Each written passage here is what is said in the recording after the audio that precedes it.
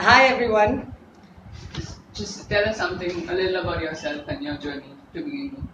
A little bit about myself. Okay, so I started yoga about 10 years back after doing a number of things. So this yoga was the only constant in my life. I love every minute of it. It's something, I think yoga, there's no end to it. It's always, there's a movement, there's growth, there's learning on the mat, off the mat. So the journey just continues. There is no destination. It's beautiful.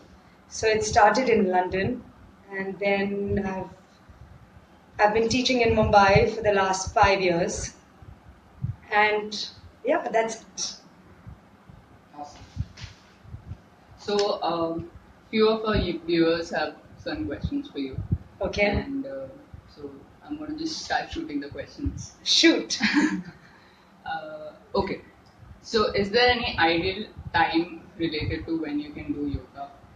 Ideal? No, there is no ideal time, but time is needed. I think a lot of people say we don't have time to do yoga, and I think it's just really sad that we work so hard and we have no time for ourselves at all. I think we need to take that time out because if we don't have time, then what are we doing everything else in life for? Whether it's yoga, whether it's swimming, whether it's going to the gym, a little bit of time for yourself is important. Morning times for yoga are brilliant because it's great for your nervous system. Your body is tight, you've just gotten out of bed. So many times I don't feel like doing a very hardcore practice. I feel like stretching, I feel like moving. In the evening, your body is beautifully open. So even like for back bending and everything, I love the time, like 6 o'clock in the evening, 7:30 in the evening. I love doing like really hard, deeper back bends, and I can't do those back bends in the morning. Some people can. They are very noodle. I don't have a very noodle body, so it takes me a little bit of time. So it depends on you. So yes, any time is ideal. Uh, One of our user asked, I have gas problems. Can any specific asana help? Yes, actually, Vajrasan can help you. So, also, if you're here a little bit and you press your knuckles into your stomach, right? So, you press in, you lift the stomach up, and you kind of push down. So, you kind of lie down with a little bit of pressure. Plus, lying down in bed on your tummy. Another one is this in a squatting position.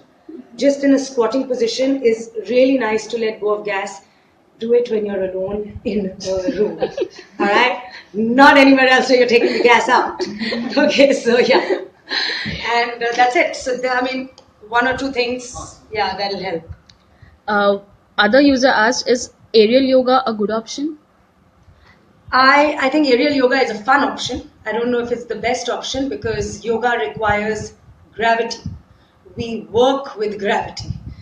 So, if anything is anti-gravity, I mean that's not the traditional form of yoga. You need a lot of rooting. You need to root into the earth because as soon as you root really deeply is when you can rise, and that also happens in life. Right? Aerial is beautiful. I mean, I would recommend aerial. I to people who want flexibility, who are not that open to kind of have the support of a hammock and go for some aerial yoga classes. But I don't think it's yoga. Hmm. It's a good form of flexibility, I think. So there's one question which say a user has asked, will meditation help me in bringing stability in my life? Yes, and these are just very big, complex words. It is just to sit silently. And I think when we have a little bit of silence in our lives, I think sometimes answers come. And when answers come, we feel stable. We feel a little more grounded when we have a few answers in our lives. I think we are all leading such a hectic life. So meditation, even for 5 minutes when you wake up in the morning, is very beautiful. Just you wake up in the morning, sit wherever you've woken up in on your bed, and just sitting and close your eyes or hear some YouTube or hear some affirmations or that's all meditation. Something that you love doing is a meditation. If you love cooking, cook. It's a meditation. And anything that you love will bring stability in your life.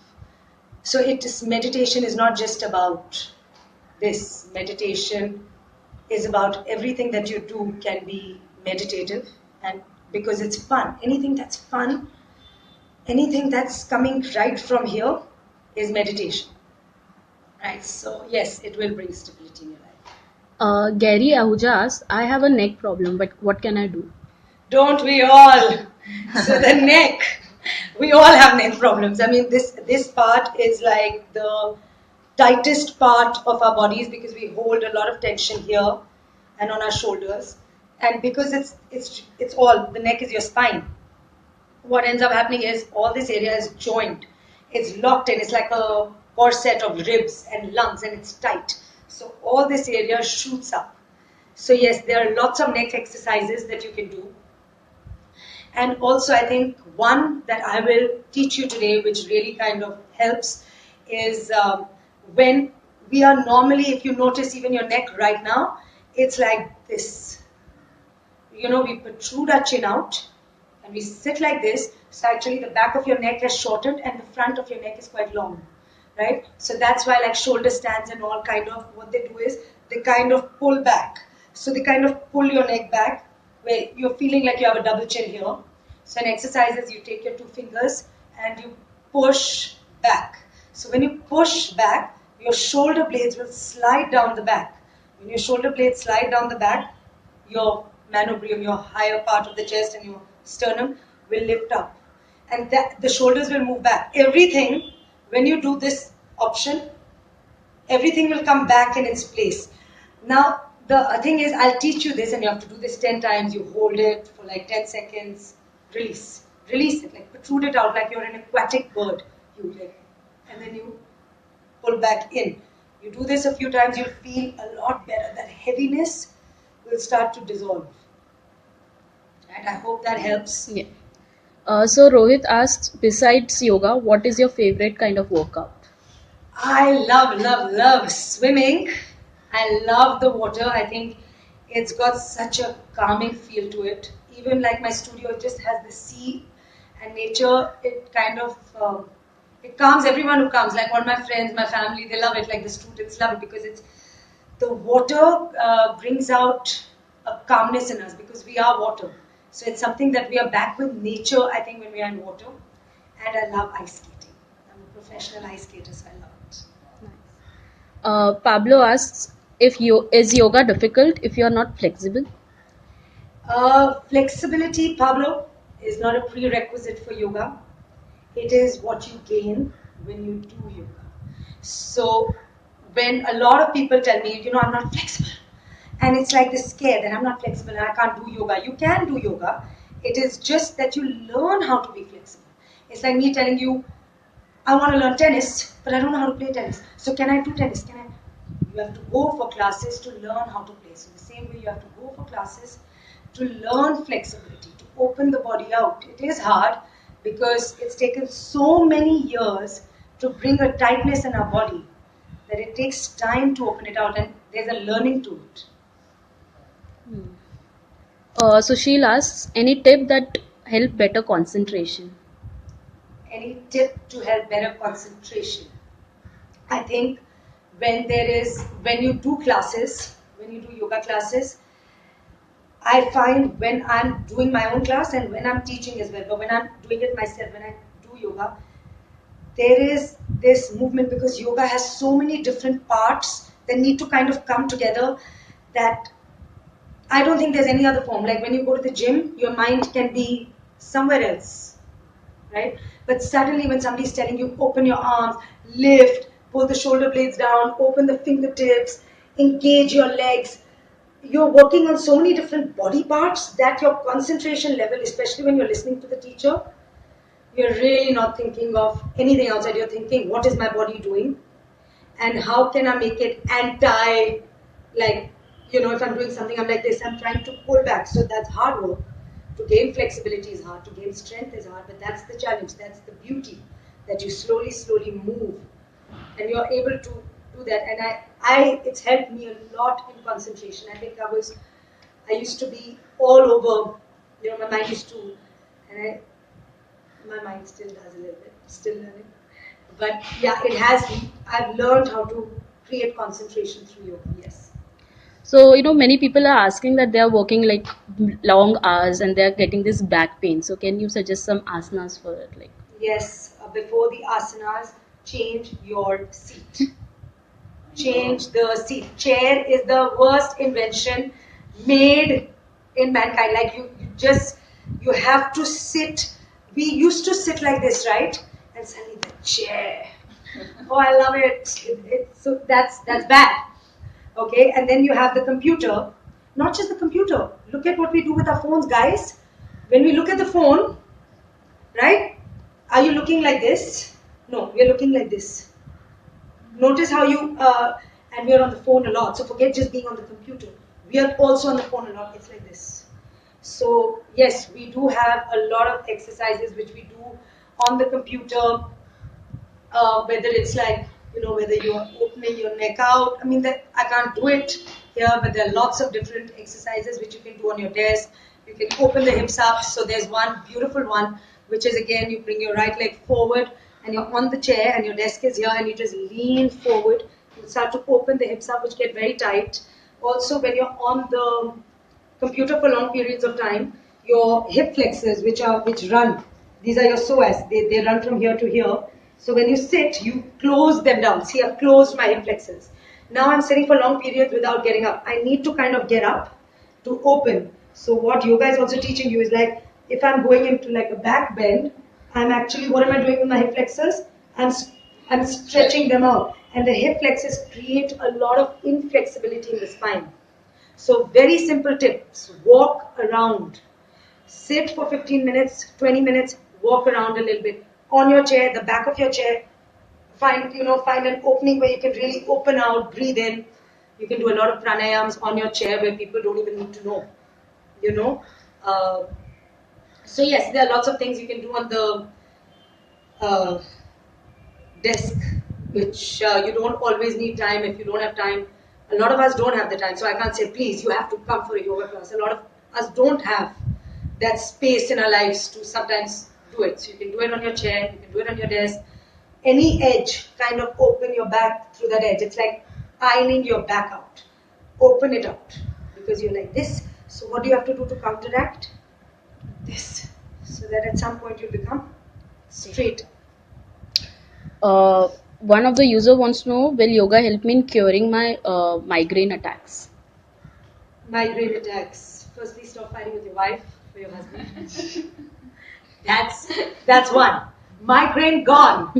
Children, send them to the park. All right? These are all migraine issues.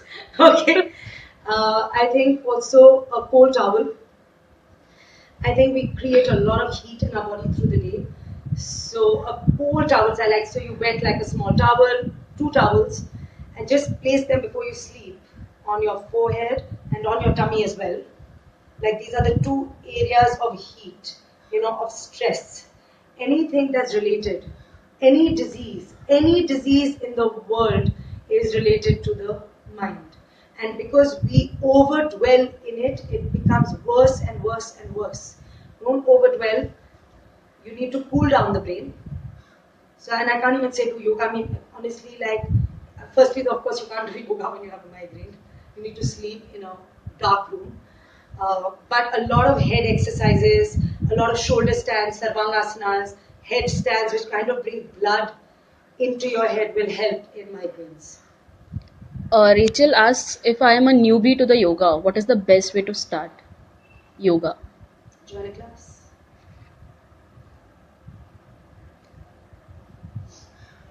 So, which is your favorite asana? If you My have to favorite choose. asana is yoga. I love yoga. That's my favorite asana. Any weight loss tips you can give? Give me some, please. I need some. Don't need some. Weight loss tip, I think food. I'm not a person who would say, you know what, you come for yoga, you lose all the weight.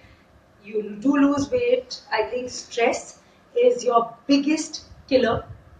It is the highest form of obesity. When you're stressed is when you gain weight, right? You overindulge in anything. It's an over compulsive behavior where you eat because you're stressed out. I think you need to release stress. So do something that you love. You will lose weight if you do something that you love. And food, yes, you need to control on food because more than any exercise, 70 to 80% is food which comes here. It is not the exercise. So I can make you work on your abs, the inside, but it's deep, deep, deep behind in the layers you're making the abs. If you need to work the outer area, Many of the users are asking this question that what is your diet like? They want to know. it's a secret. Completely on you. If you don't want to share it. It's okay. My diet, I mean, I drink a lot of water, which makes me go to the toilet a lot, but I drink a lot of water. But I've always loved the taste of water. It's amazing. Another tip is buy chia seeds, have a bottle of water, take a teaspoon of chia seeds and put it in the water and shake it.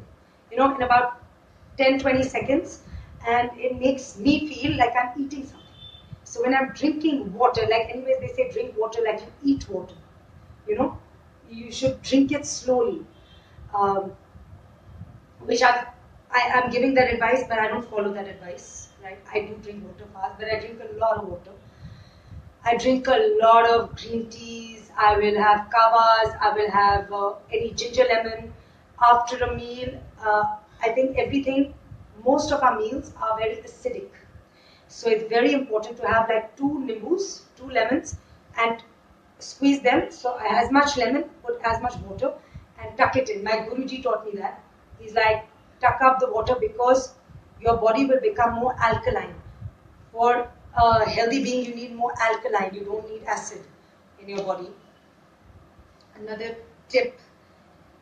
Yeah, so that's one. Nimbu, chia seed water, drink a lot of liquid, especially in the summer months right now.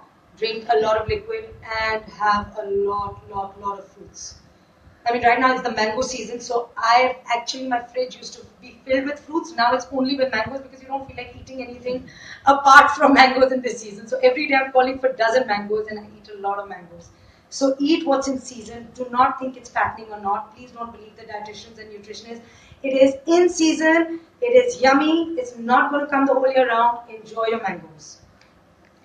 Uh, so there's one user, Priya Singh, who wants to know what is the simple tip you will give for like effective for skin glow, like any asana that we can do or Any anything. asana. So again, there's halasana. If you've done yoga before, halasana is a halasana, sarvangasana. Anything that brings your head down to bring blood to flow into your face is good for glowing skin and for great hair because everything is going the opposite way. So you're bringing all that blood into the face and the hair. So there are lots of asanas. So when you even look online, anything that makes you go a little bit upside down, even an Adho Mukha Shavanasana, which is downward facing dog, is also very, very good for glowing skin. So one of our users has asked, I have heard that there are many styles of asanas. Which one do you think is the most effective one? There is not. Every asana has an effect to it. I cannot name one asana and be prejudiced. Yoga teaches you not to be biased. Any tip for getting rid of double chin? Yeah, I'm going to look so weird when I do this now. Enjoy my face when I do this now. But it's like one of them I'm going to give you now because I can't look so weird. But you lift the head up, and then from here you lift the tongue out. So you kind of pull the tongue out where you kind of stretch here. So it's like you stretch the whole neck area out. So that really helps. So you kind of protrude, or you kind of protrude the chin like that. You have to stretch it out. And then more of the stretch is when the tongue comes out. So that's face yoga. So we do face yoga stuff where you do a lot of like glowing, you do a lot of stuff to kind of work your jawline, to work your cheekbones, to work your double chin. Yeah.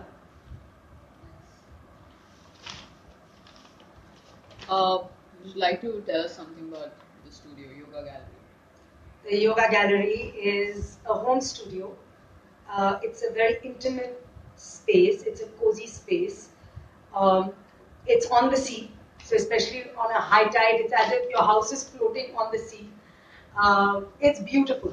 I'm not just, it is my place, so of course I love the energy, but it's a beautiful energy, and I love teaching here.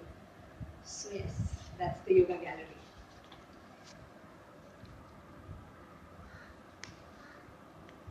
What's your take on Surya Namaskar, the most favorites of every Indian? Yes, Surya Namaskara has to be done very beautifully, because at some point the Surya Namaskar is taking you into handstands. When you actually go very deep into it, it's actually, especially the Ashtanga one or even the Hatha one, they you any Surya Namaskar you can do it your whole life, you'll still not open out in it. So it's very important. What is Surya Namaskar? Surya Namaskar is just asanas which are joined together with breath and a movement. Each movement has a breath. So each movement is very important. Each movement is an asana. And so you're stringing them together like a yoga mala coming together. So it's not like I want to do 108 and 200. I mean, honestly, if you're going to do 200 Surya Namaskars, you can't do any other yoga practice. You're exhausted after the Surya Namaskar.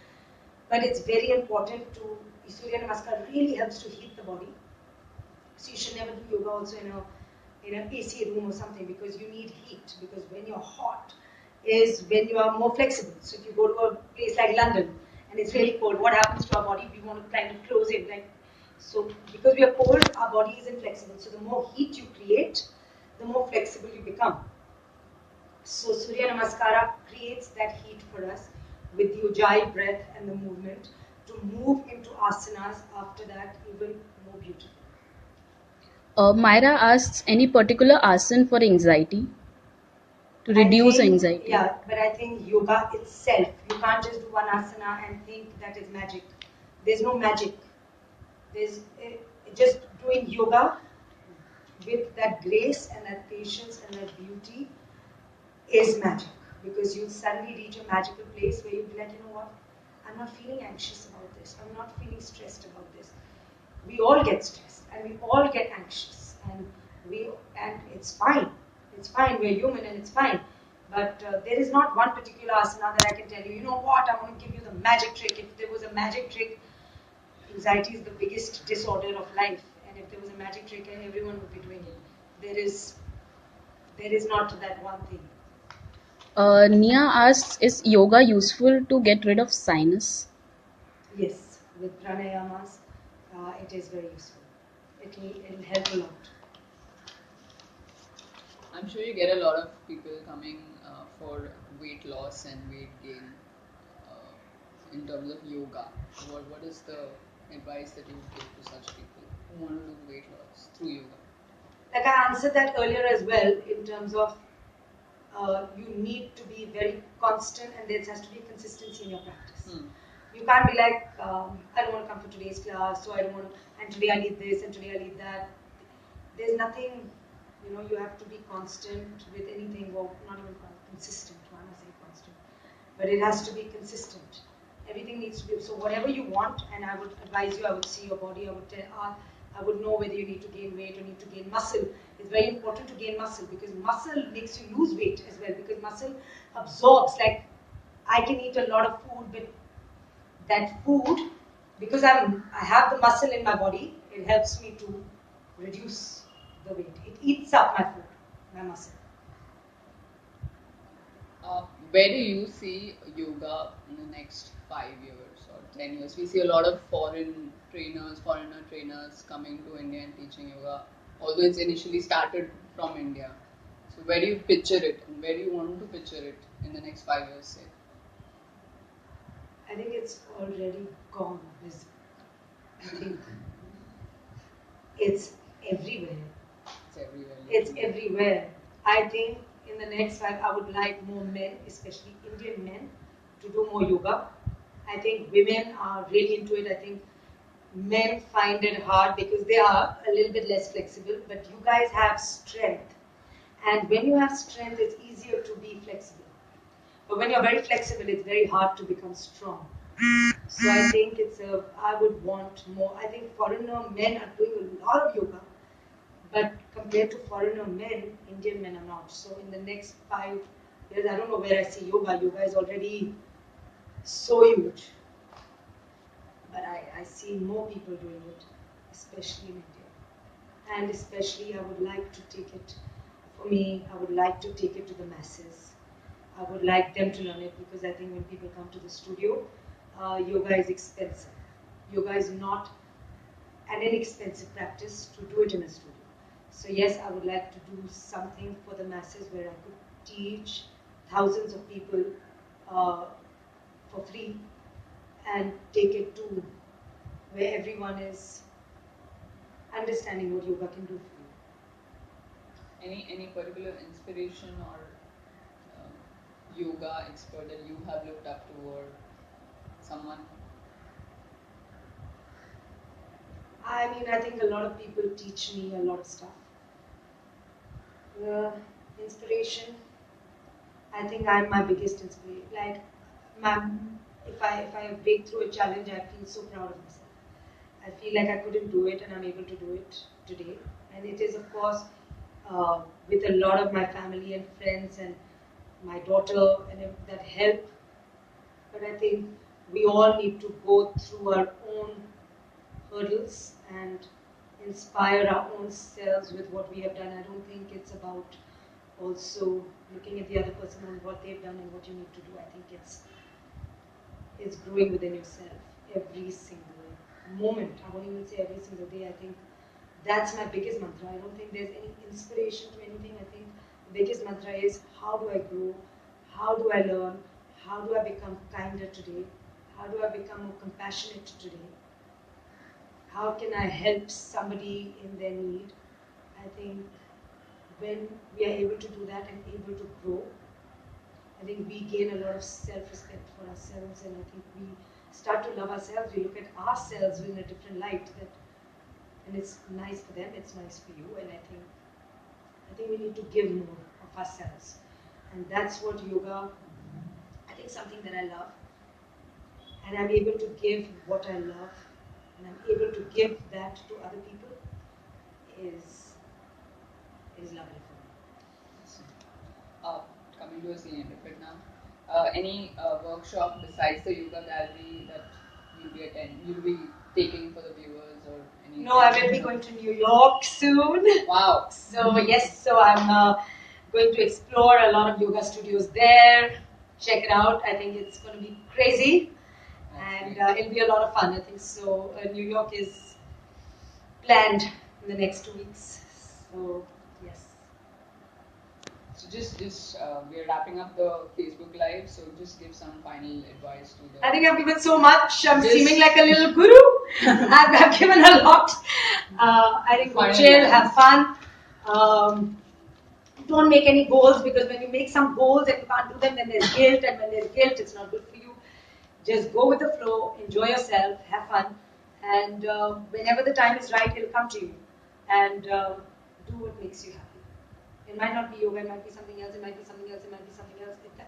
Talking to your friends, going for a drive, whatever it might be, make yourself happy. Do something today that's for you and that makes you happy, that makes you joyful. Right? Great. Thank you. Thank you so much. Namaste everyone. Thank you.